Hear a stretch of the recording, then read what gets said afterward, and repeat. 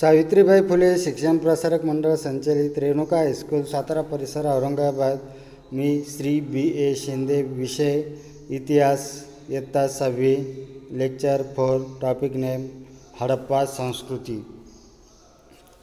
घटक हडप्पा संस्कृती. घरे आणि नगररचना, मुद्रा, भांडी, महास्नानगृह, लोकजीवन, व्यापार, ऱ्हासाची कारणे. पाठाचे नाव हडप्पा संस्कृती. हडप्पा संस्कृती इसवी सन 1921 पंजाबमधील रावी नदीच्या काठी हडप्पा येथे उत्खनन प्रथम सुरू करण्यात आले आणि म्हणून या संस्कृतीला हडप्पा संस्कृती हे नाव मिळाले. या संस्कृतीला सिंधू संस्कृती या नावाने देखील ओळखले जातात. लक्षात घ्यायचं आहे की हडप्पा संस्कृती रावी नदीच्या काठी हडप्पा हे जे शहर होतं त्या ठिकाणी सर्वप्रथम 1921 उत्खनन करण्यात आलं. उत्खनन म्हणजे तपासासाठी जमीन खोदण्यात आली आणि त्यावेळेस त्यामुळं या संस्कृतीला हडप्पा संस्कृती असं नाव दिलेलं आहे. आणि या संस्कृतीला सिंधू संस्कृती या नावानं देखील ओळखलं जातं. हडप्पाच्या दक्षिणेला सुमारे 650 किलोमीटर अंतरावर सिंधू नदीच्या खोऱ्यात मोहनजोदडो येथे उत्खनन झाले. हडप्पा आणि मोहनजोदडो या दोन्ही स्थळांच्या उत्खननातून वस्तू आणि वास्तू यांचे जे अवशेष सापडले यांच्यात कमालीचे साम्य होते. हडप्पापासून सुमारे 650 किलोमीटर अंतरावर सिंधू नदीच्या खोऱ्यात पहा या ठिकाणी हडप्पा शहर, या ठिकाणी हे हडप्पा शहर दिसतं आणि या ठिकाणी मोहनजोदडो. हे अंतर साधारणतः 650 किलोमीटर होतं आणि या ठिकाणी दोन्ही ठिकाणी जे उत्खनन झालं त्या उत्खननामध्ये इथे जे अवशेष सापडले तशाच पद्धतीचे अवशेष इथेही सापडले आणि त्या दोघांमध्ये खूप मोठ्या प्रमाणावर साम्य देखील होतं. साम्य म्हणजे सारखेपणा त्या ठिकाणी पाहायला मिळत होता.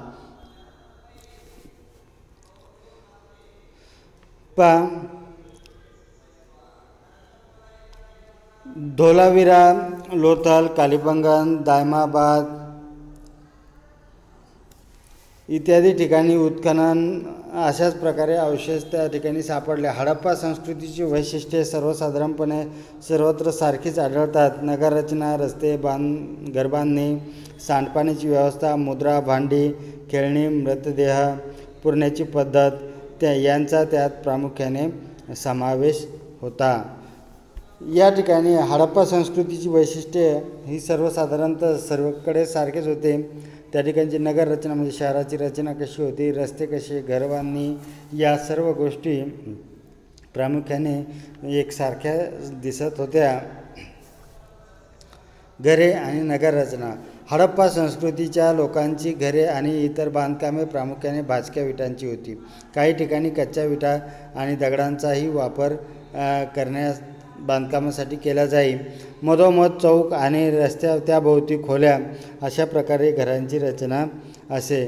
घरांच्या आवारात विहिरी, स्नानगृहे, शौचालये असत. सांडपाणी वाहून नेण्याची उत्तम व्यवस्था देखील असे. पहा तर त्यावेळी ही जी घरं होती ही घरं प्रामुख्याने भाजक्या विटांनी आणि दगडांनी बांधलेली असायची. काही ठिकाणी कच्च्या विटाचा देखील वापर केला जायचा आणि घरांची रचना असं मधोमध चौक सोडून त्या बाजूने अशा खोल्या त्या ठिकाणी त्या चौकाभोवती बांधलेल्या असायच्या आणि त्या घरामध्ये छोट्या इथे विहिरी, सांडपाण्याची व्यवस्था हे सगळ्या गोष्टी तिथं केलेल्या असायच्या.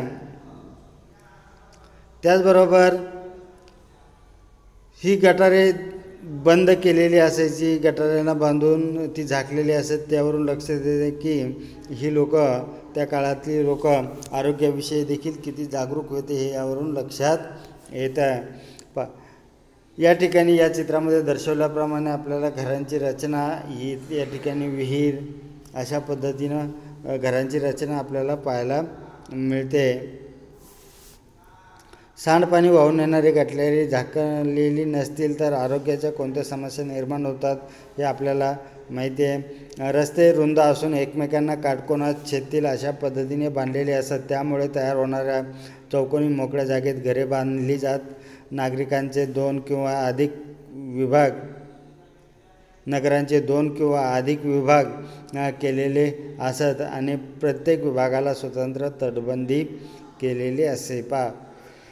या ठिकाणी घरं जी आहेत ती अशा पद्धतीची जी रस्ते आहेत, एकमेकांना काटकोनात छेदणारी हे रस्ते, अशा पद्धतीचे हे रस्ते त्या ठिकाणी होते. आणि हा जो चौकोन तयार होतो, या चौकोनामध्ये त्या ठिकाणी घरं बांधलेली असायची. अशा पद्धतीची रचना त्या काळातल्या घरांची केलेली होती.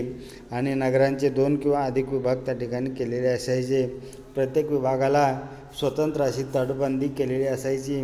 तटबंदी म्हणजे गावच्या बाहेरून अशा पद्धतीनं बांधलेली भिंत, तिला तटबंदी म्हणायची. ती तटबंदी केलेली असायची सुरक्षेच्या दृष्टीनं. मुद्रा भांडी. हडप्पा संस्कृतीच्या मुद्रा प्राधान्याने चौरस आकाराच्या स्टिएटाईट नावाच्या दगडापासून बनवल्या जात. मुद्रावर विविध प्राण्यांच्या आकृती आहेत. त्यामध्ये बैल, म्हैस, हत्ती, गेंडा, वाघ यासारखे खरेखुरे प्राणी आणि एक शृंगासारखे कल्पित प्राणी पाहायला मिळत. या ज्या मुद्रा आहेत, मुद्रा या चौकोनी आकाराच्या असायच्या, चौरस आकाराच्या असायच्या. त्यावरती विविध प्राण्यांची चित्र त्या ठिकाणी कोरलेली असायची. या ठिकाणी दिसतं आपल्याला या पद्धतीने हे प्राणी त्या ठिकाणी कोरलेली त्यावरती होते. इतर प्राण्यांच्या आकृतीप्रमाणेच मनुष्याकृती ही आढळतात. या मुद्रा ठसा उमटवण्यासाठी वापरल्या जात असत. हडप्पा संस्कृतीच्या स्थळांच्या उत्खननातून विविध प्रकारची आणि आकारांची भांडी मिळाली आहेत.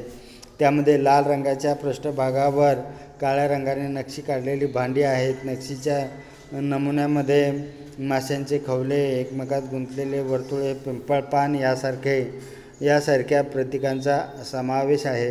हडप्पा संस्कृतीचे लोक मृत व्यक्तीचे दफन करताना त्या व्यक्तीच्या शवाबरोबर मातीची भांडी पुरत असत. त्या काळात जी मातीची भांडी सापडली ती लाल रंगाने रंगवलेली आणि त्यावरती काळ्या रंगामध्ये नक्षी केलेली असायची. नक्षीमध्ये प्रामुख्याने माशांच्या खवल्यांचा आकार, वर्तुळे किंवा चौरस आकार एकमेकात गुंतलेले दाखवलेले असायचे. त्याचबरोबर पिंपळपान यासारख्या प्रतीकांचा वापर त्या ठिकाणी केला जात असायचा.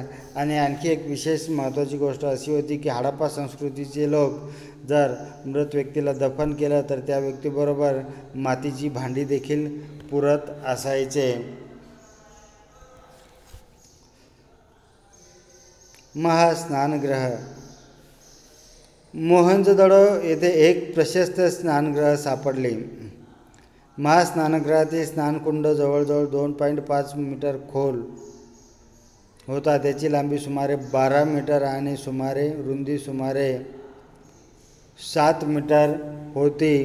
कुंडातील पाणी झिरपून जाऊ नये म्हणून ते आतून पक्क्या विटांनी बांधलेले होते. त्यात उतरण्यासाठी व्यवस्था होती. तसेच त्यातील पाणी वेळोवेळी बदलण्याची सोय देखील होती. ह्या अशा पद्धतीनं हे महास्नानगृह त्या ठिकाणी मोहनजोदडो इथं सापडलेलं आहे.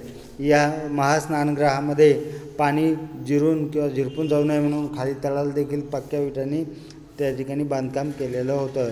या महास्नानगृहाची उंची म्हणजे ही जी खोली आहे तर ही खोली साधारणतः 2.5 म्हणजे 2.5 मीटर खोल ती साधारणतः आहे. म्हणजे 8 ते 9 फूट खोल असं ते महास्नानगृह आहे.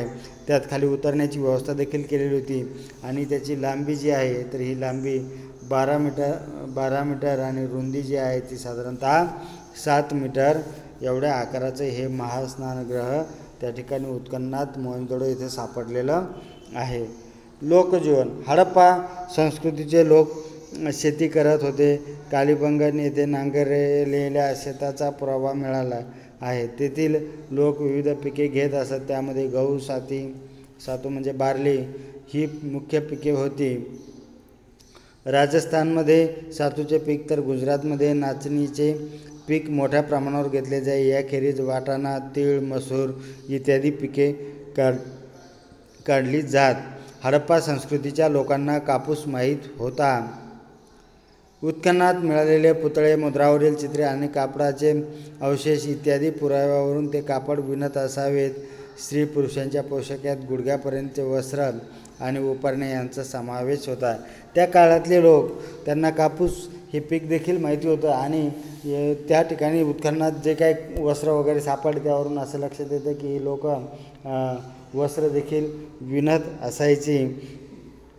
विविध प्रकारचे दागिने उत्खननात सापडले आहेत. ते दागिने सोने, तांबे, रत्ने तसेच शिंपले, कवड्या, बिया इत्यादींचे होते. अनेक पदरीमाळा, अंगठ्या, बाजूबंद, कंबरपट्टा हे अलंकार स्त्री पुरुष वापरत. स्त्रिया दंडापर्यंत बांगड्या घालत. अशा पद्धतीनं त्या काळातील लोक अलंकाराचा देखील वापर केला जायचा. अलंकार म्हणजे आपण सुशोभित दिसण्यासाठी जे काही अंगावरती वस्तू परिधान करतो त्याला अलंकार म्हणतात.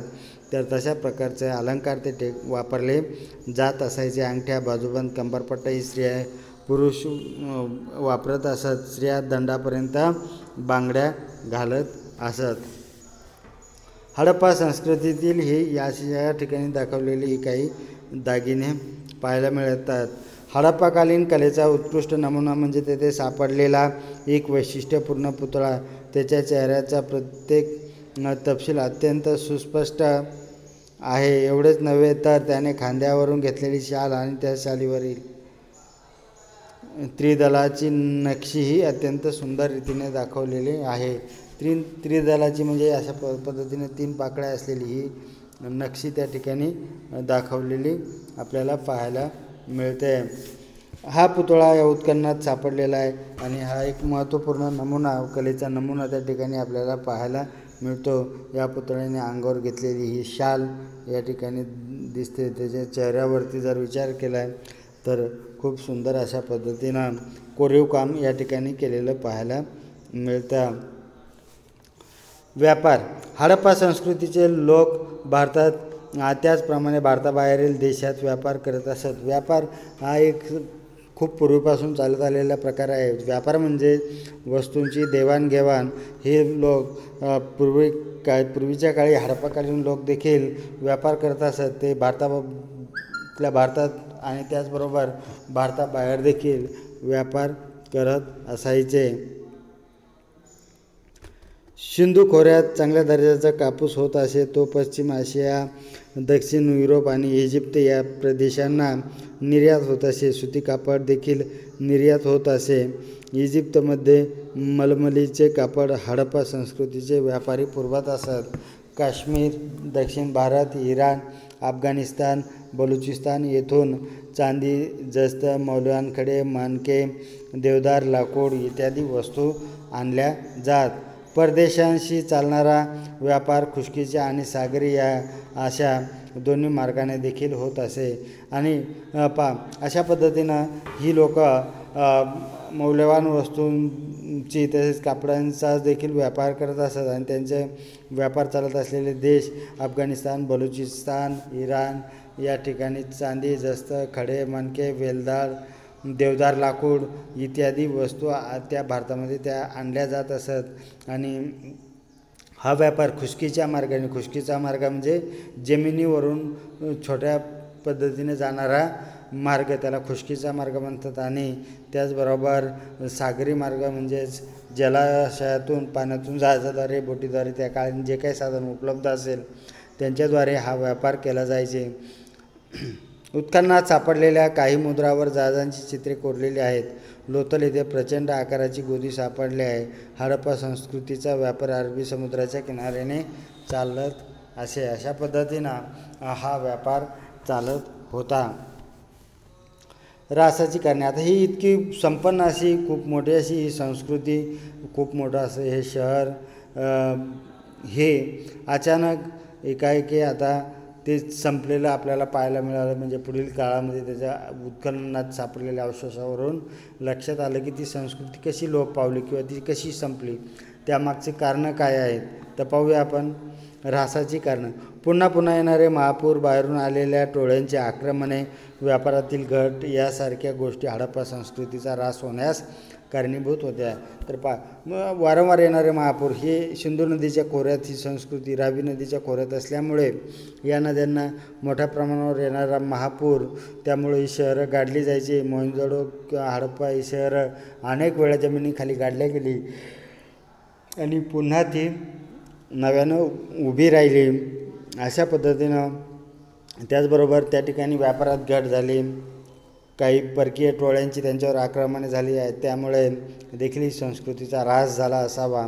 त्याचबरोबर पर्जन्यमान कमी होणे, नद्यांची पात्र कोरडी पडणे, भूकंप, समुद्र पातळीतील बदल यासारख्या कारणामुळेही आणि स्थळे उजाड झाली. अशा कारणामुळे लोकांनी मोठ्या प्रमाणावर स्थलांतर केले आणि हडप्पा संस्कृतीमधील शहरांचा ऱ्हास झाला. हडप्पा संस्कृती ही भरभराटीला आलेली एक संपन्न अशी नागरी संस्कृती होती. तिने भारतीय संस्कृतीचा पाया घातला. अशा पद्धतीनं आपलं हे लेक्चर इथं संपलेलं आहे. नेक्स्ट लेक्चर 5, टॉपिक नेम वैदिक संस्कृती. थँक्यू.